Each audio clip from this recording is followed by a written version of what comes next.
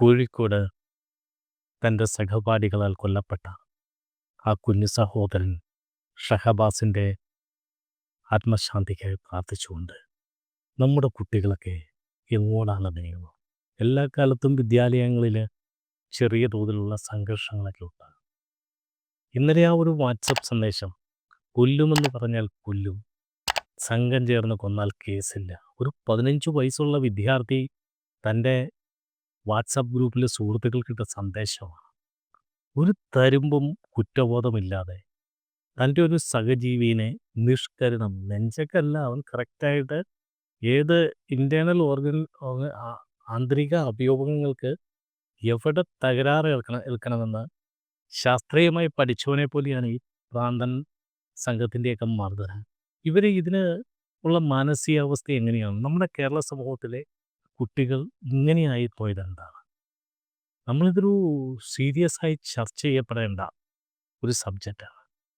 കാരണം ഒന്ന്, യുവാക്കൾക്കിടയിലും വിദ്യാർത്ഥികൾക്കിടയിലുമൊക്കെ മയക്കുമരുന്നിൻ്റെ ഉപയോഗം കൂടി വരുന്നു. അല്ലെങ്കിൽ ഇതിനെ നിയന്ത്രിക്കാനുള്ള സംവിധാനങ്ങൾ നമ്മൾ ഫലപ്രദമായി ഉപയോഗിക്കുന്നില്ല. ഇതിന് സമാനമായ അവസ്ഥ തന്നെയാണ് കോട്ടയത്തെ നഴ്സിംഗ് കോളേജിൻ്റെ ഹോസ്റ്റലിൽ ഒരു വിദ്യാർത്ഥിയെ 5-ലേറെ വിദ്യാർത്ഥികൾ ചേർന്ന് ക്രൂരമായി റാഗ് ചെയ്തത്. കുറച്ച് നാളുകൾക്ക് മുമ്പ് പൂക്കോട് വെറ്ററിനറി കോളേജിൽ ഒരു പാവപ്പെട്ട വീട്ടിൽ നിന്ന് വന്ന സിദ്ധാർത്ഥൻ എന്ന വിദ്യാർത്ഥി ആൾക്കൂട്ട വിചാരണകളെയൊക്കെ ശേഷം ആത്മഹത്യ ചെയ്യേണ്ട ഒരവസ്ഥയിലേക്ക് കാര്യങ്ങൾ പോയത്. ഈ കഴിഞ്ഞ ദിവസം തിരുവനന്തപുരത്ത് അർഫാൻ എന്നല്ല, ചെകുത്താൻ എന്നാണ് വിളിക്കുന്നത്, ഒരു 3-4 മണിക്കൂറിനുള്ളിൽ കേരളം പോലെ ഇത്ര ജനസാന്ദ്രതയുള്ള പ്രദേശം. അപ്പോൾ ഒരാൾ 6 കൊലപാതകം നടത്തി എന്ന് പറഞ്ഞ് പോലീസ് സ്റ്റേഷനിൽ ചെല്ലുമ്പോഴാണ് പോലീസുകാർ പോയിട്ട് അടുത്തുള്ള വീട്ടുകാർ പോലും ഇങ്ങനെയുള്ള സംഭവങ്ങൾ നടന്ന അറിഞ്ഞില്ല. അപ്പോൾ ഈ പ്രതി എന്ന് പറയുന്നവൻ്റെ ദുരൂഹതകളിലേക്ക് നമ്മൾ പോകേണ്ട വരും.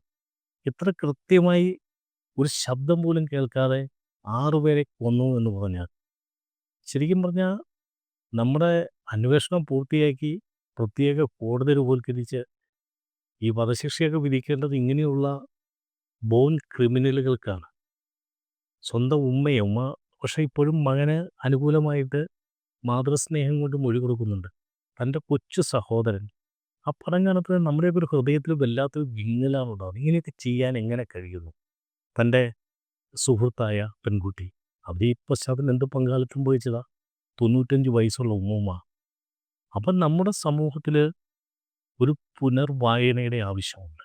നമ്മൾ സീരിയസ് ആയി ഈ വിഷയത്തെ സമീപിക്കുകയും പഠിക്കുകയും ചെയ്യണം.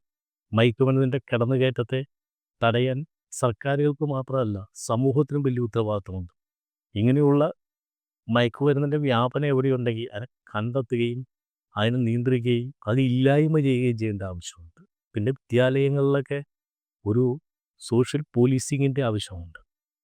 കാരണം നമ്മുടെ സമൂഹത്തിൽ സംഘം ചേർന്നുള്ള അക്രമങ്ങളും ക്രൂരമായ അക്രമങ്ങളുമൊക്കെ വർദ്ധിച്ചിരുമായി. എവിടെയെങ്കിലും ഒരു ലാഞ്ചന ഉണ്ടെങ്കിൽ, പക്ഷെ പണ്ടൊക്കെ അധ്യാപകർക്ക് ഓരോ വിദ്യാർത്ഥിയെ തിരിച്ചറിയാവുന്നൊരവസ്ഥയുണ്ടായിരുന്നു. അവൻ്റെ പ്രശ്നങ്ങളിൽ ഇടപെടാൻ കഴിയുന്ന അവസ്ഥയുണ്ടായിരുന്നു. ഇപ്പോൾ ആർക്കും ആരെയും പേടിയില്ലാത്ത ഒരു സാമൂഹ്യ അന്തരീക്ഷത്തിലേക്ക് വരികയാണ്. ഈ ജനുവരിക്ക് ശേഷം നമ്മൾ ന്യൂസ് പേപ്പറൊക്കെ എടുത്തു കഴിഞ്ഞാൽ നമുക്ക് നമ്മുടെയൊക്കെ മനസ്സ് മരവിപ്പിച്ചു പോകുന്ന അക്രമ പരമ്പരകൾ, അത് ഏറെയും ചെറുപ്പക്കാരായ ഈ കിരാതനായ 5 പേരെ കൊന്ന അക്രമിക്ക് 23 വയസ്സേ ഉള്ളൂ. ശരിക്കും പറഞ്ഞൊരു പയ്യൻ എന്ന ഇമേജിൽ തന്നെ നമുക്ക് അയാളെ കാണാം. അയാൾ എങ്ങനെയാണ് ഇങ്ങനെയായി മാറിയത്? നമ്മുടെ പൊതുസമൂഹത്തിൽ നമ്മൾ ഇനിയും ഇവരുടെയൊക്കെ മനസ്സ് പഠിക്കണം. ഇനി ഇങ്ങനൊരു അക്രമം ഉണ്ടാകാതിരിക്കാൻ സർക്കാരിൻ്റെയും പോലീസിൻ്റെയും സമൂഹത്തിൻ്റെയും ഭാഗത്തുനിന്ന് മുൻകരുതലുകൾ ഉണ്ടാകും.